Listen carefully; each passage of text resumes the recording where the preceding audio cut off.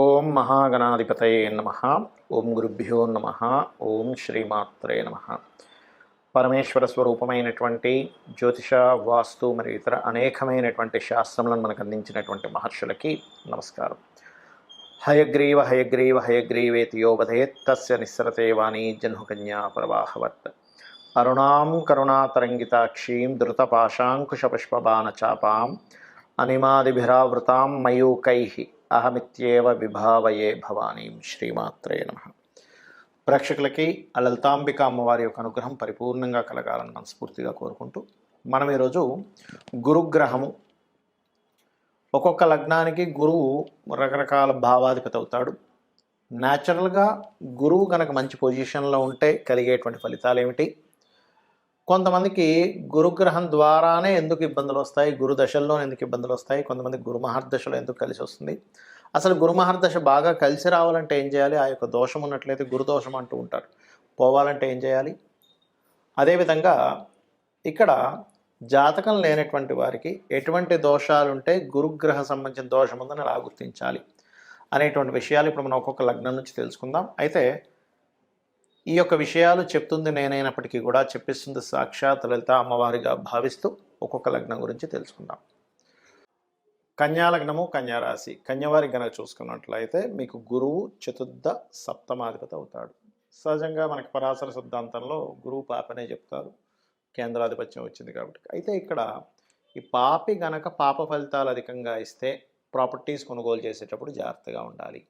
వివాహం చేసుకునేటువంటి విషయాల్లో, జీవిత భాగస్వామ్యం ఎంపిక చేసుకునే విషయంలో జాగ్రత్తగా ఉండాలి. ఎందుకంటే వీళ్ళు ఒకవేళ ఇబ్బందిని ఇస్తే కనుక గురువు ప్రాపర్టీ, విద్య, తల్లిగారి విషయంలోని తల్లిగారి గురించి మీరు ఇబ్బంది పడ్డం కానీ, అనవసరంగా మాటిమాటికి ఏదో ఒక మాట పడ్డం కానీ ఇట్లాంటివి ఎక్కువగా ఇస్తాడు కన్యా లగ్నానికి. ఏది పాపి అయినందుకు ఇంకొస్త పాడైతే పాడవడం ఉంటాయి. ఇన్ సెన్స్ మీకు గ్రహము ఏదైనా పాపగ్రహాలతో కలిసి ఉండడం. అదేవిధంగా సప్తమాధిపతి కూడా అయ్యాడు కాబట్టి సామాజిక విషయాల్లోని భార్య లేక భర్త అంటే జీవిత భాగస్వామి విషయంలోని స్ట్రెస్ ఎక్కువగా ఉంటుంది.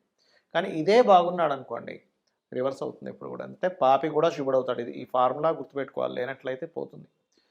ఇక్కడ ఏంటంటే ఈ సప్తమాధిపతి అయినందుకు బాగున్నాడు, వీళ్ళకి వివాహం తర్వాత చదువుకోవడం జరుగుతుంది బాగున్నాడంటే. గుర్తుపెట్టుకోండి, పాప ఎప్పుడు పాప ఫలితాలు ఇవ్వాలని రూల్ లేదు.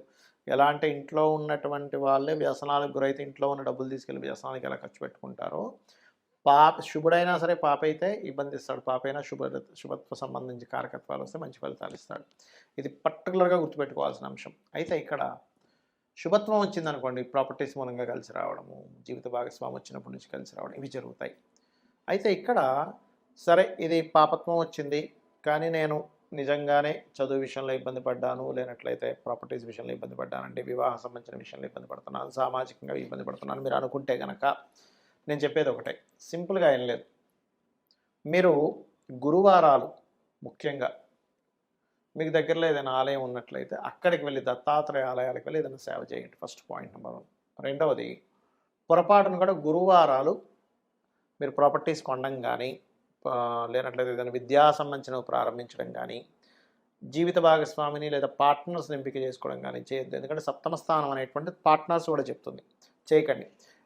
ఆ వారము లేదా ఆ హోరతోనే దానికి కనెక్టివిటీ ఏర్పడుతుంది. ఈ జాగ్రత్తలు తీసుకుంటూ ఉన్నట్లయితే అన్ని విధాలా మీకు బాగుంటుంది. జయ గురుదత్త, శ్రీ గురుదత్త అనే నామస్మరణ చేయండి. గోవులకి అరటికాయలు తినిపించండి. ఇక్కడ కొంతమందికి గురుమహర్దశ వచ్చినప్పుడు కూడా ఇబ్బంది ఉంటుందండి. అర్థం కాదు, ఏమిటి గురుమహర్దశ మంచిదే కదా, శుక్రమహర్దశ మంచిదే కదా, లేనట్లయితే బుధుడు మంచివాడే కదా, శుభగ్రహం కదా అనుకుంటాం. కాదు, ఇక్కడ మీరు అర్థం చేసుకోవాల్సిన విషయం ఏంటంటే ఆ జూపిటర్ ఎవరైతే ఉన్నారో ఆ గురుగ్రహం సరైనటువంటి స్థితిలో లేదు. కొన్ని లగ్నాలకి పాపులు అవుతాడు గురువు. అంటే అలాగా వృషభ లగ్నం అష్టమాధిపతి, మిథున లగ్నానికి సప్తమ దశమాధిపతి బాధకుడు అవుతాడు, కన్యా లగ్నానికి కూడా చతుర్థ సప్తమాధిపతి బాధకుడు అవుతాడు, తులా లగ్నానికి తృతీయ షష్టమాధిపతి బాధకుడు అవుతాడు, మకర కుంభ లగ్నాలకు కూడా మకర లగ్నానికి తృతీయ వ్యయాధిపతి, కుంభలగ్నానికి ద్వితీయ లాభాధిపతి. మరి బాధకుడు వీళ్ళకి పాప అయినప్పుడు వీళ్ళకి ఖచ్చితంగా ఇబ్బంది ఫలితాలు ఇవ్వాలా అంటే, ఇక్కడ ఫస్ట్ ఆఫ్ ఆల్ మీరు అర్థం చేసుకోవాల్సింది ఏంటంటే జ్యోతిష్ శాస్త్రాన్ని శుభులు పాపులు వేరవుతారు. First point number 1. ఆ శుభులు పాపులు పలానా లగ్నానికి వేరైనప్పటికీ కూడా వాళ్ళు ఉండేటువంటి కండిషన్ ఎలా ఉందో దాన్ని బట్టియే ఫలితాలు వస్తాయి. కాకపోతే గురువు పాప అయినటువంటి లగ్నాలకి ఇప్పుడు మనం చెప్పుకున్నాం ఏంటంటే మిథునము, వృషభము, మిథునము, కన్య, తుల, మకర, కుంభ లగ్నాలకి ఒకవేళ గురువు గనక పాపి కదా, ఈ గురువు పాప అయినటువంటి గ్రహం కనుక ఇంకాస్త ఎక్కువ పాడైతే గురువుల ద్వారా ఇబ్బంది పడతారు, గుర్తుపెట్టుకోండి. అలా కాకుండా ఆ పాపత్వం పోయి శుభత్వంగా కూడా మారుతుంది. ఎలా అంటే చిన్న ఎగ్జాంపుల్ చెప్తా చూడండి. ఇప్పుడు లగ్నానికి శుభుడు పాపులు అని మనం చెప్పుకున్నాం కదా. అంటే ఏంటి, లగ్నానికి ఎవరు శుభులు ఎవరు పాపులు అనేటువంటిది ఉంటుంది. ఇక్కడ ఒక కాన్సెప్ట్ ఏంటంటే శుభగ్రహాలు ఖచ్చితంగా శుభ ఫలితాలు ఇవ్వాలని లేదు, పాపగ్రహాలు ఖచ్చితంగా పాప ఫలితాలు ఇవ్వాలని లేదు. మీకు ఉండేటువంటి జాతచక్రంలో ఉండేటువంటి కాంబినేషన్స్ బట్టి మారిపోతాయి. ఇది ఫస్ట్ గుర్తుపెట్టుకోవాలి.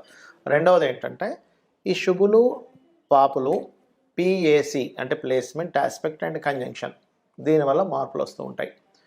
ఇక్కడ ఏంటంటే మీకు గురుగ్రహం సహజ పాపి అయి పాప సంబంధంగా ఉన్నప్పుడు కలిగేటువంటి ఫలితాలు మరింత ఎక్కువగా ఉంటుంది ఇబ్బంది. ఆ లగ్నాలకి శుభులై అంటే ఉదాహరణకి మేషము భాగ్యాధిపతి వ్యయాధిపతి, కర్కాటకము ఉంది, కర్కాటకానికి ఏంటి షష్టమ భాగ్యాధిపతి, అదేవిధంగా సింహానికి అష్టమ పంచమ అష్టమాధిపతి, వృశ్చికానికి ద్వితీయ పంచమాధిపతి. ఈ రకంగా ఏంటంటే మేషలగ్న ఇట్లా ఏంటంటే ఒక్కొక్కటి ధనుర్లగ్నానికి లగ్న చతుర్థాధిపతి, మీనానికి లగ్న దశమాధిపతి. ఈ గ్రహము శుభుడైతే శుభ సంబంధించిన వాటిల్లో ఉంటే మంచి ఫలితాలు ఇస్తారు. అంటే చిన్న ఎగ్జాంపుల్ ఎలా అంటే ఇప్పుడు మన పిల్లవాడే ఉదాహరణకి మన ఇంట్లో అంటే మీ ఇంట్లో పుట్టినటువంటి పిల్లవాడే లేదా పాప కావచ్చు బాబు కావచ్చు, మీ సొంత బిడ్డే మీకు ఎప్పుడు అన్యాయం చేయకూడదు. న్యాచురల్గా చెప్పాలంటే అంటే ఏ తల్లికి బిడ్డ అన్యాయం చేయదు, బిడ్డకి తల్లి అన్యాయం చేయకూడదు, రైట్? ఇది ఫార్ములా అంటే మామూలుగా న్యాచురల్గా జరిగేది. కానీ అదే పిల్లవాడు బయటికి వెళ్ళి కొంతమంది కూడనటువంటి సంగత్వం అంటారు, అంటే కొంత వ్యసన పరులతోనో లేకపోతే రకరకాల వాళ్ళతో వాళ్ళకి ఫ్రెండ్షిప్ ఏర్పడి వ్యసనాలకు గురైనప్పుడు ఇంట్లో ఉన్నటువంటి ధనాన్ని దొంగలించి పట్టుకెళ్ళిపోయి కూడా వాడు ఆ వ్యసనాలకి ఖర్చు పెట్టేసే పరిస్థితి వస్తుంది. కొత్తగా దొంగ ఏం రాక్కర్లే, మీ ఇంట్లో పిల్లవాడే దొంగలా వెళ్ళిపోతాడు. లేదా కొన్ని సినిమాలు చూపిస్తుంటారు చూడండి, సొంత భర్తే బాగా వ్యసనానికి గురైపోయి ఇంట్లో ఉన్నవన్నీ తీసుకెళ్ళి అమ్మేసుకుని తాగేస్తుంటాడు. అంటే ఏమిటి, మీ పర్సనే మీ లగ్నానికి శుభుడే కానీ పాప అయ్యాడు. ఒక్కోసారి మన వాళ్ళు సపోర్ట్ చేయమని బయట వాళ్ళు సపోర్ట్ చేస్తారు మనకి. అప్పుడేంటి, మీకు మీ లగ్నానికి శుభుడు కాకపోయినా బయట వాళ్ళంటే అది శుభుడైతే బయట వాళ్ళ నుంచి ఎట్లా వస్తుందో యాజ్ ఇట్ ఈజ్ అట్లాగే. అయితే ఇక్కడ కొంతమందికి లగ్నానికి శుభులు పాపులు పక్క పెడితే అసలు జాతకమే తెలియదు.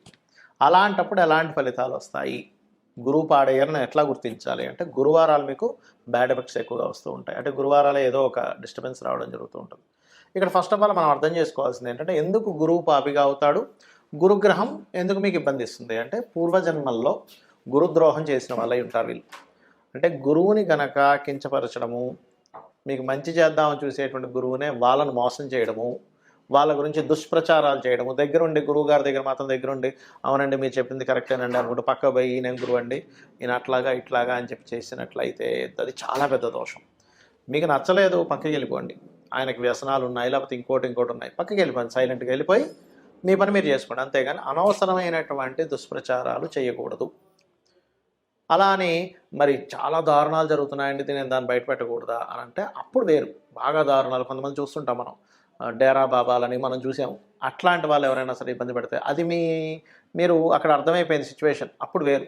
అంతేగాని కొన్ని మనస్పర్ధలు వచ్చాయని లేనటువంటివి అవతల వాళ్ళకి ఏదో చెప్పేసి చేయడం మాత్రం కరెక్ట్ కాదు, గుర్తుపెట్టుకోండి, రైట్?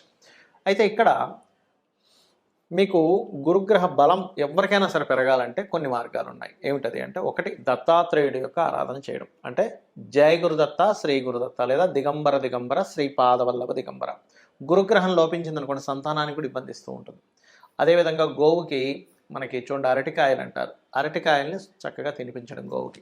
దత్త క్షేత్రాలకి వెళ్ళడం, దత్త పారాయణం చేయడం, వీలున్నప్పుడల్లా కూడా మామిడి పళ్ళు అరటి పళ్ళు లాంటివి ఆలయాల్లో కానీ లేనట్లయితే బ్రాహ్మణులకు కానీ దానంగా ఇవ్వడం, ఇవి ఎక్కువగా చేస్తుండాలి. ఎక్స్పెక్టేషన్స్ అనేది గురువు పాడేయంటే మీరు అక్కడి నుంచి ఇంకేదైనా పొందుదామని చూస్తూ ఉంటే ఏమైపోతుందంటే అది రివర్స్లో మీకు ఇబ్బంది ఇస్తూ ఉంటుంది. కాబట్టి ఇది ముఖ్యంగా తెలుసుకోండి. సర్వసాధారణంగా గురువు ఏంటంటే శని రాహు సంబంధం మూలంగా పాడవుతుంటాడు, గురు చండాల యోగం అంటూ ఉంటారు. కొంతమందికి నీచభంగ రాజయోగం జరుగుతుంది మళ్ళీ గురువు ద్వారా, అది వేరు. అది సమ్ డిఫరెంట్ టర్మ్స్ అండ్ కండిషన్స్లో గ్రహాలు ఉండేటువంటి స్థితి బట్టి జరుగుతూ ఉంటుంది. అయితే ఇక్కడ మీరు అర్థం చేసుకోవాల్సింది ఏంటంటే గంధముతో గనక మీరు ఏ దేవతామూర్తిని పూజిస్తుంటారో గంధముతో గనక మీరు పూజించినట్లయితే మన శాస్త్రాల్లో ఉన్నటువంటిది ఏంటంటే గంధము ద్వారా పుణ్యం వస్తుంది. ఆ పుణ్యము మీరు పూర్వజన్మలో చేసినటువంటి పాపము మిమ్మల్ని ఇబ్బంది పెట్టకుండా అడ్డుకొని మిమ్మల్ని కాపాడుతూ ఉంటుంది. కాబట్టి మీరేం చేస్తారు, మీ జన్మజాతకంలో గురువు పాడైతే నేను చెప్పినటువంటి దానాలు ఇవ్వండి. శనగలు లేదా ఎల్లో కలర్ వస్త్రం కూడా ఇవ్వచ్చు. లేదా ఆ గ్రహం ఏ గ్రహాల ద్వారా కంజంక్టై పాడైందో ఆ గ్రహాలు కూడా ఇచ్చుకోవాలి. అంటే గురువు ఉదాహరణకి శనితో కలిసినాడు, శనికి ఇవ్వాలి. గురువు రాహుతో కలిసినాడు, రాహుకి ఇవ్వాలి. గురువు నీచబడినటువంటి కుజుడితో కలిశాడు, అప్పుడు కొంచెం కుజుడికి ఇవ్వాలి. ఎందుకు, నీచబడినటువంటి గ్రహం పక్కన ఉండడం వల్లే గురువు పాడైంది కదా. ఇప్పుడు ఎట్లా అంటే చిన్న ఎగ్జాంపుల్ చెప్తా చూడండి. ఇప్పుడు మనం ఊపిరి పీల్చుకుంటున్నాం, జలుబు పట్టేసింది బలంగా. ముక్కుది కాదు దోషం, జలుబు రావడం వల్ల మీకు ఊపిరి సరిగ్గా పీల్చుకోలేకపోతున్నారు. అప్పుడు ఏంటి, ఆ జలుబును తొలగిస్తే ఊపిరి బాగా పీల్చుకోగలుగుతారు. అంటే ఏంటి, గురుగ్రహం ఏ గ్రహం ద్వారా పాడైందో ఆ గ్రహానికి చేసుకోవాలి. ఆ గ్రహానికి కనుక చేసుకుంటే ఖచ్చితంగా మీకు బాగుంటుంది. ఇంకోటి ఏంటంటే పాజిటివ్ థాట్స్. ఎప్పుడు ఎవరికైనా సరే సహాయం చేద్దామా, ఎవరికైనా గైడింగ్ చేద్దామా. మిస్గైడింగ్ చేయడం చేస్తే కూడా గురుదోషం వస్తుంది. ఎవరికైనా మిస్గైడింగ్ చేసాము, గురుగ్రహ దోషం, నెక్స్ట్ జన్మలో గురువు సరైనటువంటి సిచ్యువేషన్లో ఉండడు. ఎవరికైనా అనవసరంగా దూషిస్తున్నాం, గురుగ్రహం సరిగ్గా ఉండదు, వాళ్ళకి పాడైపోతుంది. ధర్మకార్యాలన్నీ పక్కన పెట్టి ఎంతసేపు అధర్మ సంబంధించిన వాడు ఇచ్చేస్తున్నాం, గురుగ్రహము ఇబ్బందిస్తూ ఉంటుంది వాళ్ళకి. సో ఇవి మీరు గుర్తుపెట్టుకోండి, నేను చెప్పినటువంటి పరిహారాలు చేసుకోండి. ఖచ్చితంగా అమ్మవారి అనుగ్రహము, ఆ దత్తాత్రేయుడి యొక్క అనుగ్రహం ఉండాలి. గురుగ్రహం బాగుండాలంటే గురువు అనుగ్రహం చాలా గొప్పదండి. ఎందుకంటే మీకు గనక గురువు, సరైన గురువు మీకు కలిసి ఆయన మీ మీద కనుక కరుణించినట్లయితే మీ పూర్వజన్మ కర్మలు చాలా తొలగిపోతాయి కూడా. కాబట్టి జై గురుదత్త, శ్రీ గురుదత్త.